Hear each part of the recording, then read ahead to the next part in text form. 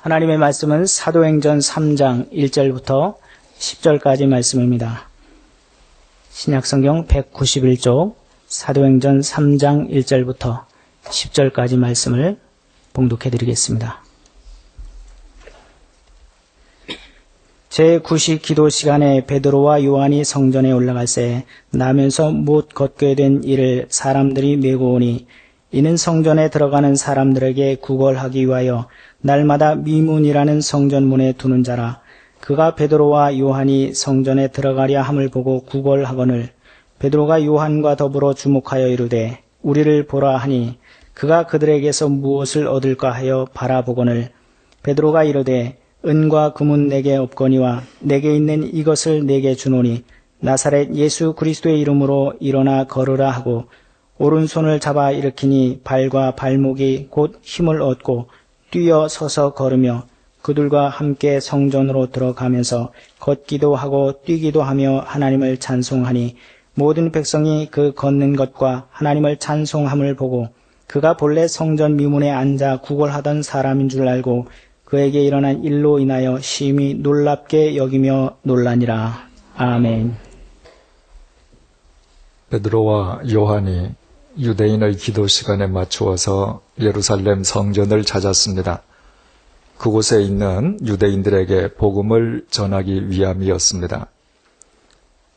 그들이 성전 안으로 들어가기 위해서 예루살렘 성전 문들 가운데에 가장 아름다운 미문을 막 통과하려 할 때였습니다.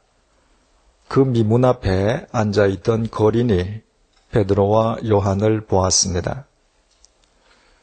날 때부터 안전뱅이였던 그 거린은 특별한 의미를 두고 베드로와 요한을 본 것이 아니었습니다. 단지 자신의 시야에 베드로와 요한이 들어왔기에 아무 의미도 없이 A도 힘을건 눈으로 평소처럼 기계적으로 올려다보며 구걸을 청했을 뿐입니다. 이에 베드로와 요한이 안전뱅이 거지 앞에 멈추어 섰습니다. 그리고 그 거지를 아테니조 했습니다.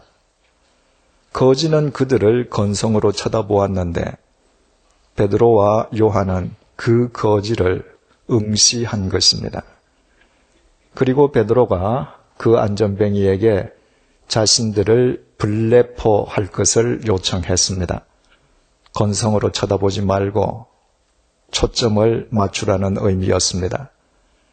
이에 안전뱅이가 자세를 가다듬으며 에페코, 온 시선을 베드로에게 집중했습니다. 안전뱅이를 응시하는 베드로의 시선과 베드로에게 온 시선을 집중한 안전뱅이의 시선이 불을 튀기듯이 서로 맞부딪혔습니다. 그 순간에 베드로가 안전뱅이 거지의 눈을 들여다보면서 말을 했습니다. 은과 금은 내게 없거니와 내게 있는 이것을 내게 주노니 나사렛 예수 그리스도의 이름으로 일어나 걸어라. 그리고 베드로는 자신의 손을 뻗어 안전뱅이 거지의 오른손을 잡아 일으켰습니다. 태어난 이래 한 번도 일어서 본 적이 없었던 그 안전뱅이는 자신의 오른손을 잡은 베드로의 손을, 아니 베드로 속에서 역사하시는 예수 그리스도를 의지하고 일어섰습니다. 평생토록 뒤틀려 있던 안전뱅이의 생명이 예수 그리스도 안에서 회복되는 순간이었습니다. 생각하면 할수록 감동적인 장면이 아닐 수 없습니다. 우리는 여기에서 한 가지 본질적인 질문을 제기하게 됩니다. 그날 그 안전뱅이 거지가 베드로와 요한에게 요구했던 것은 돈이었습니다. 평생 구걸로 연명했던 그 거지가 베드로와 요한에게 큰 돈을 요구했을 리가 없었습니다. 그가 요구한 금액은 고작 동전 한 잎이었을 것입니다. 만약 그 순간에 베드로의 주머니에 돈이 있어서 동전 한 잎을 던져주는 것으로 그쳤다면 어떻게 되었겠습니까? 그날 베드로와 요한의 주머니가 두둑해서 안전뱅이 거지가 상상치도 못한 금전 한 잎을 인심 쓰듯 던져주었더라면 어떻게 되었겠습니까? 뜻밖의 횡재에 안전뱅이 거지는 감격하고 감사하면서 모처럼 진수성찬으로 포식을 했을런지도 모르겠습니다. 분명히 한순간은 즐거웠을 것입니다. 그러나 그 이후에는 어떻게 되었겠습니까? 그 다음 날도, 그 다음 달도, 그 다음 해에도 그는 변함없는 안전뱅이로 살다가 안전뱅이로 비참하게 죽었을 것입니다. 그러므로 인생이란 죽음을 향해 질주하는 급행열차라는 인생의 정의에 동의한다면 적선 그 자체는 아름답지만 안전뱅이에 대한 베드로와 요한의 적선을 영혼의 관점에서 본다면 안전뱅이의 공동묘지를 향한 죽음의 행진에 일조해 준 것 이상의 의미를 둘 수는 없습니다. 1970년에 우리나라에서 세계 문인대회가 열렸습니다. 광복 이후 우리나라에서 개최된 최초의 세계 규모 대행사였습니다. 당시 대학교 4학년이었던 저는 프랑스어권에서 온 문인들을 영접, 안내, 통역하는 아르바이트를 했습니다. 그분들을 모시고 지방 여행을 하던 중에 경주에 갔을 때의 일입니다. 곳곳에 즐비하게 널려 있는 동산 크기의 웅장한 고분들을 바라보면서 프랑스 시인이 즉석에서 한마디를 읊조렸습니다. 언젠가는 산 사람들을 위한 땅이 더 이상 남아있지 않으리. 역시 시인다운 관찰력이요 표현이었습니다. 오늘날 한 해에 여의도 2배 면적의 국토가 묘지로 잠식되고 있는 상황을 고려한다면 언젠가는 정말 살아있는 사람들을 위해서 더 이상 땅이 없으리란 그 시인의 우려가 현실이 될지도 모르겠습니다. 그러나 일본의 신학자 우찌무라 간조 선생의 견해는 그 프랑스 시인과는 근본적으로 다릅니다. 프랑스 시인은 묘지만을 묘지로 본 데 반해서 우찌무라 간조 선생은 이 세상 자체를 하나의 거대한 묘지로 간주하고 있습니다. 그는 일일 일생이라는 책 속에서 이렇게 피력하고 있습니다. 땅은 인류의 거처라고 하나 그렇지가 않다. 땅은 인류의 묘지이다. 그의 거처는 다른 곳에 있다. 손으로 지은 것이 아니요 하늘에 있는 영원한 집이 그에게 있다. 땅의 꽃은 그의 묘지를 장식하기에 좋고 산은 그의 유해를 맡기기에 적합하다. 그러나 땅 그 자체는 그의 거처로 삼기에 부족하다. 땅을 두고 분쟁하는 자가 대체 누구인가? 정치는 기껏 묘지를 정리하는 것이 아닌가? 전쟁은 묘지를 서로 쟁탈하려는 것에 불과한 것이 아닌가? 참으로 놀라운 통찰력입니다. 이 세상의 땅 덩어리 자체를 하나의 거대한 묘지로 간주한 우찌무라 간조 선생의 통찰력을 우리가 놀라워한다면 그것은 그동안 우리가 성경의 증언을 소홀히 해온 반증에 지나지 않습니다. 하나님께서는 타락한 아담에게 말씀하셨습니다. 너는 흙이니 흙으로 돌아갈지니라. 하나님께서는 흙으로 사람을 빚으시고 당신의 생기를 불어넣으셔서 생명이 되게 하셨습니다. 그러나 인간의 범죄는 인간에게 죽음을 안겨주었습니다. 인간이 죽는다는 것은 인간이 이 세상을 떠나 우주 속으로 사라지는 것을 의미하지 않습니다.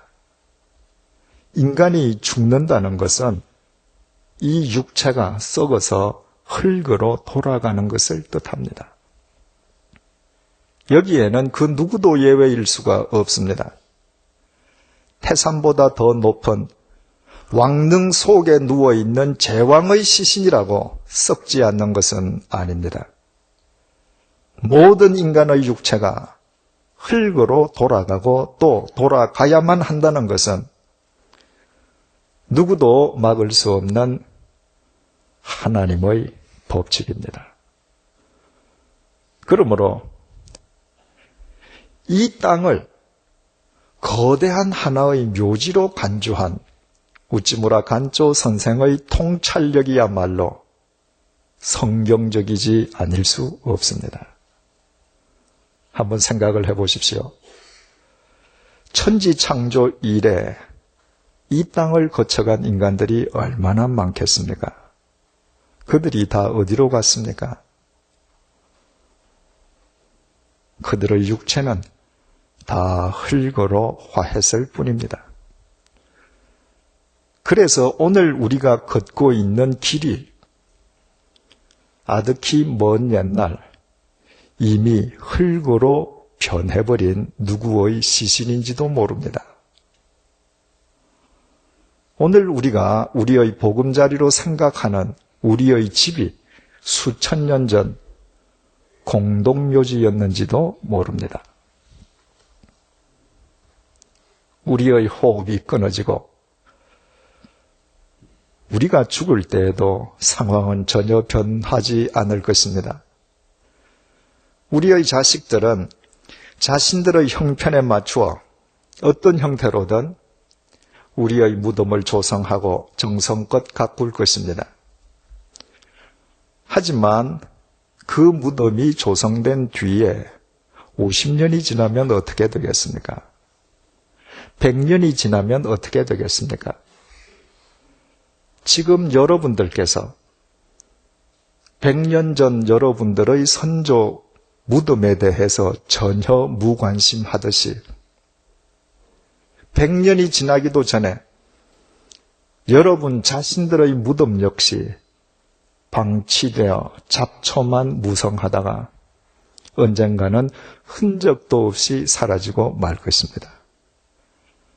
무덤이 흔적도 없이 사라지기 전에 그 속에 있는 여러분의 시신이 먼저 흙으로 돌아가 버릴 것입니다. 오늘 이 육체는 누가 무엇이라고 해도 아무리 아름다운 이름을 붙여도 내일의 흙에 지나지 않습니다. 이 사실을 단 한 번이라도 진지하게 생각해 본 사람이라면 이 지구 땅 덩어리 자체를, 세상 자체를 하나의 묘지로 간주한 우찌무라 간조 선생의 통찰력 앞에서 숙연해지지 않을 수 없습니다. 그리고 정치란 고작 묘지를 정리하는 것이 아니며 전쟁이란 좀 더 크고 화려한 묘지를 쟁탈하려 함이 아니냐는 그의 반문은 우리로 하여금 우리 자신들의 삶을 재점검하게 해줍니다. 만약 우리가 살고 있는 이 세상이 전부라면, 바꾸어 말해서 하나님을 믿는다는 우리가 이 세상과 세상 속에 있는 것을 우리 삶의 목적으로 삼는다면, 우리가 이 세상에서 아무리 많은 것을 지니고 우리 자신을 아무리 아름답게 가꾼다 한들 결국 그것은 우리 자신들의 죽음과 묘지를 치장하는 일일 뿐이지 않겠습니까? 언젠가는 방치되다가 종국에는 형체도 없이 사라져버릴 무덤을 치장하기 위해서 단 한 번의 기회밖에 없는 우리의 인생을 전력 투구한다면 그보다 더 어리석고 허망한 인생이 어디에 있겠습니까? 그래서 베드로는 안전뱅이 거지에게 은과 금은 없거니와 라고 말을 했습니다. 이미 말씀드린 것처럼 그날 거지가 베드로와 요한에게 요구한 것은 결코 금전이나 은전이 아니었습니다. 동전 한 잎에 지나지 않았습니다. 만약 그 순간에 베드로의 주머니가 정말 비었다면 베드로는 형제여, 내게는 동전 한 잎도 없습니다. 이 대답이면 충분했을 것입니다. 그런데 왜 베드로는 단위를 100배 이상 수백 배를 높여서 동전을 구하는 그 거지에게 굳이 은과 금이 없다고 답을 했겠습니까? 그 해답은 계속되는 베드로의 답변 속에서 찾아볼 수 있습니다. 은과 금은 내게 없거니와 내게 있는 이것을 내게 주노니 나사렛 예수 그리스도의 이름으로 걸어라. 베드로는 자신에게 은과 금이 없다는 것을 구실 삼아 그 거지를 외면하지 않았습니다. 베드로는 은과 금 대신에 그 불쌍한 거지에게 꼭 주고 싶은 것이 있었습니다. 베드로는 그것을 지시대명사 투토를 사용해서 내게 있는 이것이라고 강조했습니다. 베드로에게 있는 이것이란 예수 그리스도였습니다. 베드로는 그 불쌍한 거지에게 금과 은으로 대변되는 세상을 주려 하지 않았습니다. 세상은 묘지일 뿐이요, 그 속에 있는 모든 것은 묘지의 부속품일 뿐이기 때문입니다. 베드로가 그 불쌍한 거지에게 주기를 원했던 것은 예수 그리스도였습니다. 예수 그리스도의 생명을 그에게 주기를 원했습니다. 예수 그리스도의 생명을 지닌 자만 그의 코끝에서 호흡이 멈추는 순간 거대한 묘지인 이 세상을 넘어 하나님의 나라에 입성할 수 있을 뿐만 아니라 그의 육체가 이 세상 속에서 흙으로 썩어지는 순간에도 하나님 안에서 영원한 생명을 누릴 수 있기 때문이었습니다. 그래서 베드로는 안전뱅이 거지에게 예수 그리스도의 이름으로 일어나 걸으라고 촉구했습니다. 그러나 이것은 정확한 번역이 아닙니다. 헬라어 본문을 보면 베드로는 예수 그리스도의 이름으로가 아니라 예수 그리스도의 이름 안에서, 예수 그리스도 이름 안에서 일어나 걸으라고 촉구했습니다. 일어나려 하기 전에 먼저 예수 그리스도 안에, 예수 그리스도의 생명 안에 거해야 함을, 먼저 예수 그리스도의 생명을 영접해야 함을 분명하게 일깨워 준 것입니다. 그리고 베드로는 손을 내밀어 그를 잡아 일으켰습니다. 마침내 안전뱅이가 예수 그리스도 안에서 일어섰습니다. 예수 그리스도 안에서 뒤틀렸던 그의 생명이 회복된 것입니다. 그 놀라운 생명의 역사는 그 불쌍한 안전뱅이 거지가 베드로의 요청에 따라서 예수 그리스도의 생명을 믿음으로 먼저 받아들이고 그 안에 들어갔기 때문입니다. 이것이 베드로가 동전 한 잎을 요구하는 그 안전뱅이 거지에게 단위를 한참 높여서 은과 금은 내게 없거니와 라고 대답한 진정한 까닭이었습니다. 지금부터 베드로가 안전뱅이 거지에게 주려고 하는 예수 그리스도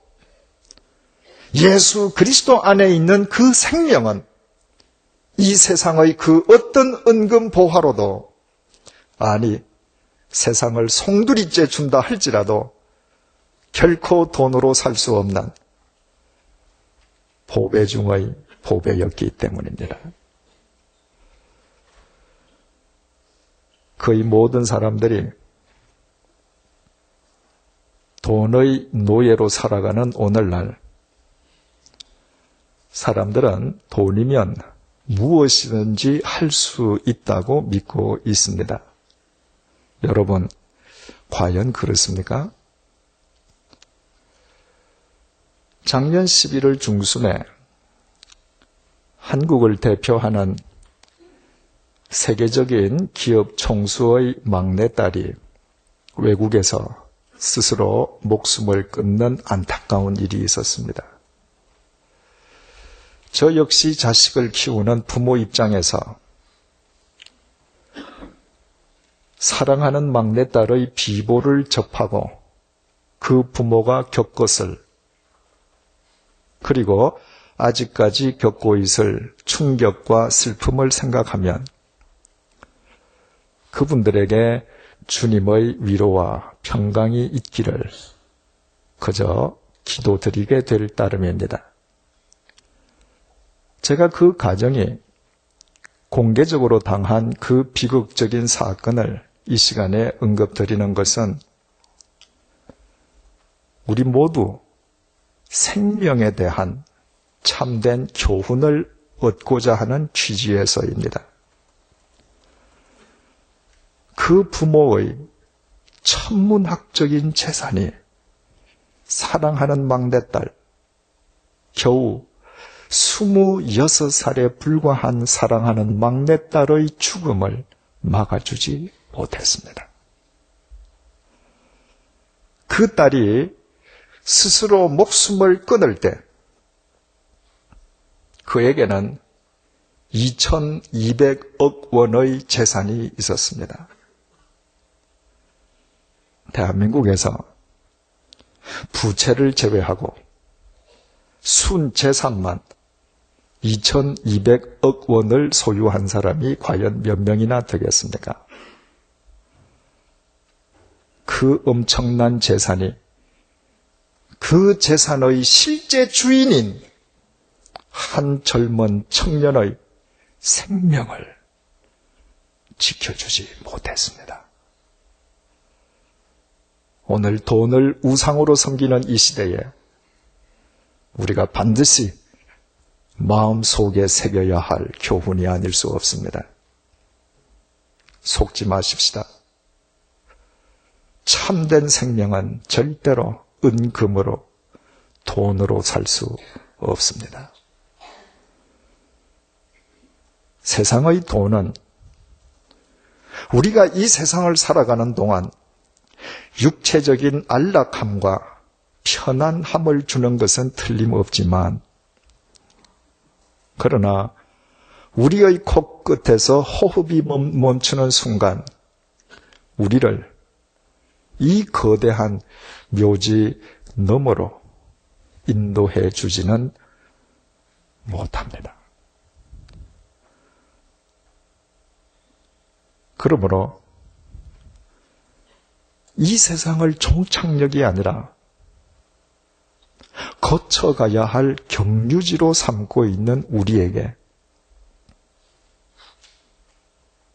은과 금은 삶의 도구일 뿐 결코 우리 삶의 목적이 될 수 없습니다. 우리 삶의 목적은 오직 예수 그리스도뿐이십니다. 그분 안에만 참된 생명이 있고 그분 안에만 영원한 생명이 있기 때문입니다. 이 세상에서 돈으로 살 수 있는 것이란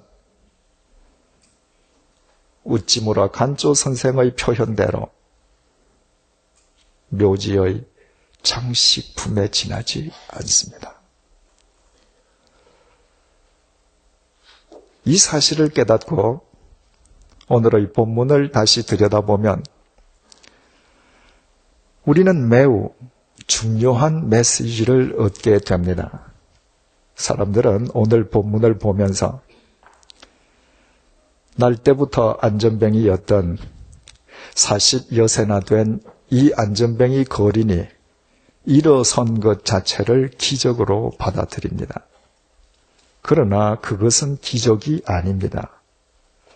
전능하신 삼위일체 하나님께 그런 것은 기적일 수 없습니다. 기적은 생명이신 예수 그리스도께서 베드로를 통로로 삼아 이 보잘것없는 안전뱅이 거린을 먼저 찾아가셨다는 것입니다. 성자 하나님께서 이 안전뱅이 거지를 먼저 찾아가셨을 뿐만 아니라 당신의 그 따뜻한 영원한 생명 속으로 초청해 주셨다는 것입니다. 안전뱅이가 한 것은 자신을 기적적으로 먼저 찾아오신 예수 그리스도의 생명과 사랑을 믿고 그분에게 자신을 맡긴 것밖에 없습니다. 그때 그는 예수 그리스도 안에서 일어나서 미문을 통과하였습니다. 그가 평생 그 앞에서 구걸하기만 하던 미문을 통과했다는 것은 단순히 미문이란 건축물을 통과한 것을 의미하지 않는다고 했습니다. 안전뱅이였던 그의 앞에 새로운 인생의 아름다운 문이 활짝 열렸음을 뜻했습니다. 그렇다고 해서 안전뱅이였던 그에게 건강한 육체로 살아갈 새 인생의 문만 열렸다는 의미는 결코 아니었습니다. 그가 아무리 건강하게 산다 한들 그 육체 또한 흙으로 돌아갈 것이기 때문입니다. 그날 그 안전뱅이에게 이 미문이 정령 미문일 수 있었던 것은 예수 그리스도 안에서 그 문이 거대한 묘지에 지나지 않는 이 세상과 영원하신 하나님의 나라를 이어주는 생명의 관문이었기 때문입니다. 사랑하는 교우 여러분, 길이요 진리요 생명이신 예수 그리스도께서 우리를 먼저 찾아와 주신 것이 기적 중에 기적이라는 사실을 아십니까?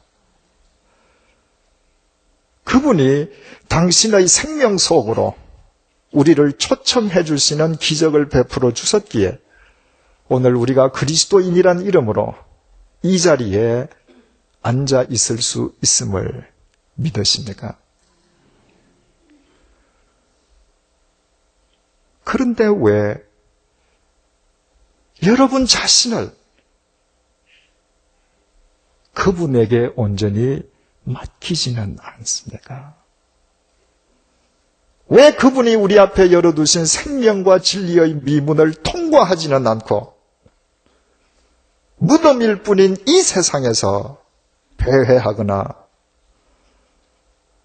이 세상과 세상의 것을 섬기느라 미문 앞에 안전뱅이 거지처럼 쭈그리고 앉아있기만 합니까?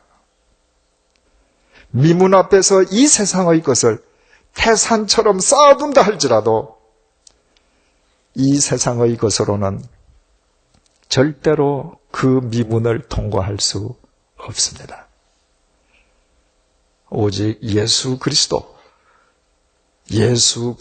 생명 안에서만 그 미문을 통과할 수 있습니다. 우리 모두 생명이신 예수 그리스도에게 우리 자신을 의탁하십시다. 말씀으로 기도로 그분의 생명 안에 거하십시다. 그때 우리에게 이 세상은 더 이상 거대한 묘지가 아니라 눈부시도록 찬란한 부활의 현장으로 승화될 것입니다. 부활은 하늘에서 시작되는 것이 아니라 세상 속 무덤에서부터 시작되기 때문입니다. 기도하시겠습니다. 나 같은 죄인을 위하여 성자 하나님께서 십자가의 제물이 되어주신 것이 기적이었습니다. 영원한 생명이신 주님께서 먼저 나를 찾아오신 것이 기적이었습니다. 나 같은 미물을 주님의 생명으로 초청해 주신 것이 기적이었습니다.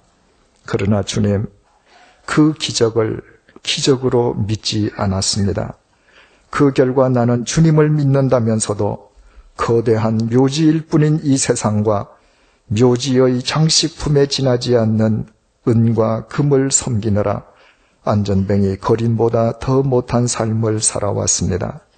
오늘 사순절 다섯째 주일을 맞이하여 나의 어리석음을 참회하오니 주님 용서하여 주옵소서.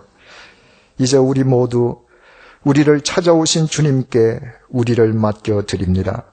말씀과 기도로 주님의 생명 안에 우리를 던집니다. 예수 그리스도 안에서 영육간에 벌떡 일어나 우리 앞에 활짝 열린 생명의 미문, 진리의 미문, 기적의 미문을 통과하게 하여 주옵소서. 우리의 삶 자체가 죽어도 죽지 않는 기적이 되게 하여 주옵소서. 거대한 묘지에 불과했던 이 세상이 예수 그리스도 안에서 눈부시도록 찬란한 부활의 현장으로 성화되게 하여 주옵소서. 예수 그리스도의 부활이 하늘에서 이루어진 것이 아니라 이 세상 무덤 속에서 시작되었음을 잊지 말게 도와 주옵소서. 예수님의 이름으로 기도드립니다. 아멘.